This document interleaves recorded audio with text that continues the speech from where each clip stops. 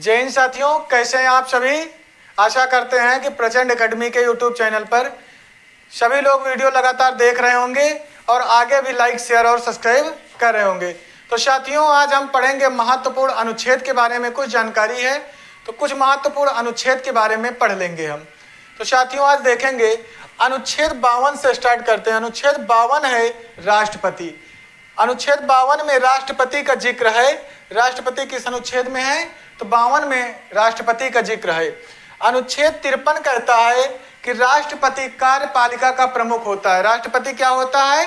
कार्यपालिका का प्रमुख होता है। कौन होता है प्रमुख? राष्ट्रपति होता है। अनुच्छेद जो 54 है वो कहता है राष्ट्रपति के निर्वाचन की बात करता है। अनुच्छेद 54 क्या कहता है? राष्ट्रपति के निर्वाचन की बात करता है साथियों। अनुच्छेद जो 60 होता है ये राष्ट्रपति के शपथ की बात करता है।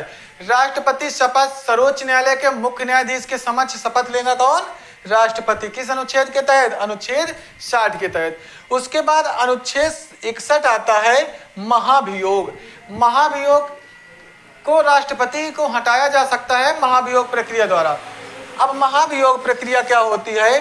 लोकसभा या राज्यसभा किसी भी सदन से 1/4 सदस्य, या राज्यसभा हो या लोकसभा से 1/4 सदस्य राष्ट्रपति पर ब्लेम लगाएं कि राष्ट्रपति ने संविधान का उल्लंघन किया है। उस कंडीशन में 14 दिन पहले राष्ट्रपति महोदय जी को बता दिया जाएगा, सर आपके ऊपर महाभियोग प्रक्रिया चालू कर दी गई, आप अपने बचाव में कुछ करना चाहें। अगर राष्ट्रपति महोदय जी अपने बचाव में प्रूफ नहीं कर पाते हैं और ये पाए जाते हैं कि इन्होंने संविधान का उल्लंघन किया, इस कंडीशन में 2/3 यानी 2/3 सदस्य राज्यसभा और यानी कि 2/3 सदस्य राज्यसभा और 2/3 सदस्य लोकसभा, दोनों से मिला करके अगर पारित कर देते हैं उस कंडीशन में राष्ट्रपति को अपने पद से इस्तीफा देना होगा। ब्लेम लगाएगा तो कोई एक लगा सकता है, लोकसभा या राज्यसभा का 1/4 सदस्य। लेकिन जब इसको पारित करेंगे तो 2/3 सदस्य राज्यसभा से और 2/3 सदस्य लोकसभा, दोनों से। उसके बाद अनुच्छेद 63 कहता उपराष्ट्रपति। उपराष्ट्रपति जो राष्ट्रपति होता है उसकी सैलरी 5 लाख रुपए महीने का है। उपराष्ट्रपति है जो उपराष्ट्रपति को सैलरी मिलती है। उपराष्ट्रपति राज्यसभा का पदेन सभापति होता है। पूछ लिया जाता कि राज्यसभा के सदस्य का कार्यकाल कितना होता है, तो राज्यसभा के सदस्यों का कार्यकाल कितना होता है? 6 वर्ष होता है। लेकिन राज्यसभा का जो पदेन सभापति बनता है, कौन बनता है? उपराष्ट्रपति। उपराष्ट्रपति का कार्यकाल कितना होता है?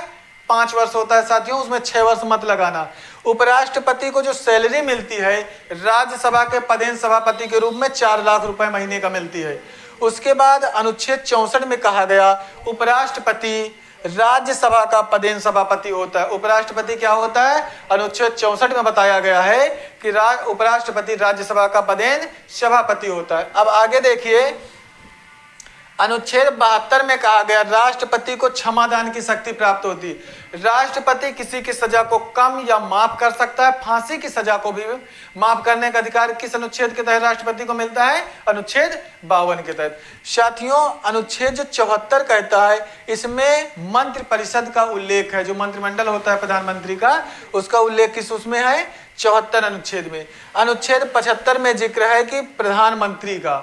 उसके बाद अनुच्छेद जो 76 आता है इसमें कहा गया महान्यायवादी की नियुक्ति है। महान्यायवादी किस अनुच्छेद में है? 76 में। अनुच्छेद 75 में क्या है? प्रधानमंत्री। अनुच्छेद जो 78 कहता है वो कहता है भारत के प्रधानमंत्री के कर्तव्यों का विश्लेषण, कि प्रधानमंत्री के क्या क्या कर्तव्य है, अनुच्छेद 78 में बताया गया। अनुच्छेद जो 79 है 79, इसमें बताया गया भारत में एक संसद होगी। संसद के 2 सदन होते हैं। अनुच्छेद 80 में राज्यसभा का जिक्र है। अनुच्छेद 81 में लोकसभा। लोकसभा के बहुमत दल के नेता को क्या कहते हैं? प्रधानमंत्री कहते हैं। लोकसभा में जाना है तो आपकी उम्र 25 साल होनी चाहिए। राज्यसभा में जाना है आपको तो आपकी उम्र कितनी होनी चाहिए? 30 वर्ष होनी चाहिए। राष्ट्रपति, उपराष्ट्रपति, राज्यपाल बनना है तो आपकी उम्र 35 वर्ष होनी चाहिए।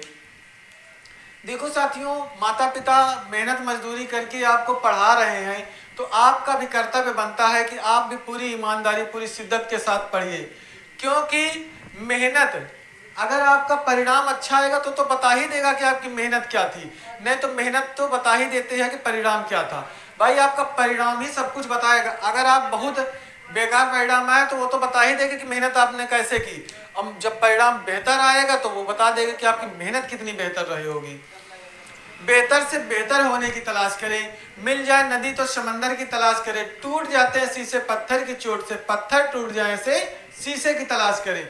तो साथियों, अनुच्छेद 85 में कहा गया राष्ट्रपति लोकसभा को भंग कर सकता है।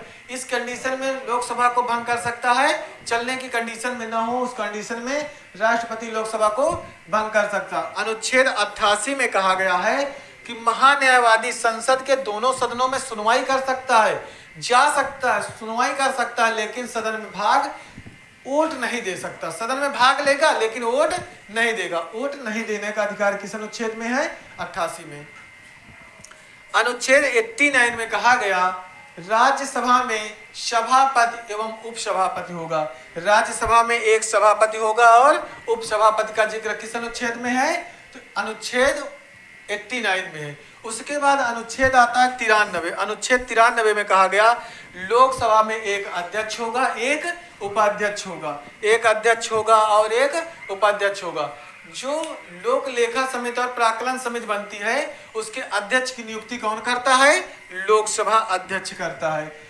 और उसके बाद जो अनुच्छेद 100 है उसमें निर्णायक मत, जैसे किसी कंडीशन में मत बराबर हुए उस कंडीशन में लोकसभा अध्यक्ष अपने मत का प्रयोग कर सकता। अनुच्छेद 100 में निर्णायक मत का जिक्र किया गया। तो साथियों, ऐसे ही वीडियो देखने के लिए हमारे प्रचंड एकेडमी के यूट्यूब चैनल को लाइक, शेयर और सब्सक्राइब करते रहिए। अपने साथियों को, मित्रों को जोड़ते रहिए, क्योंकि हर अंतिम घर तक ये शिक्षा पहुंचाना मेरा भी कर्तव्य है। तो इसमें आपका सहयोग चाहिए। बिना आपके सहयोग के, बिना आपके प्यार और सहयोग के हम कुछ नहीं कर सकते हैं। क्योंकि शिक्षक क्या कार्य करता है? समय और समझदारी दोनों ही अलग अलग चीजें होती हैं। समय आने पर समझदारी नहीं रहती, समझदारी आने पर समय नहीं रहता। शिक्षक यही कार्य करता, आप में समय रहते समझदारी विकसित कर दे। तो साथियों, ऐसे ही क्लासों को देखने के लिए हमारे प्रचंड एकेडमी के यूट्यूब चैनल को लाइक, शेयर और सब्सक्राइब करिए और अपने मित्रों को भी बताइए। जय हिंद साथियों।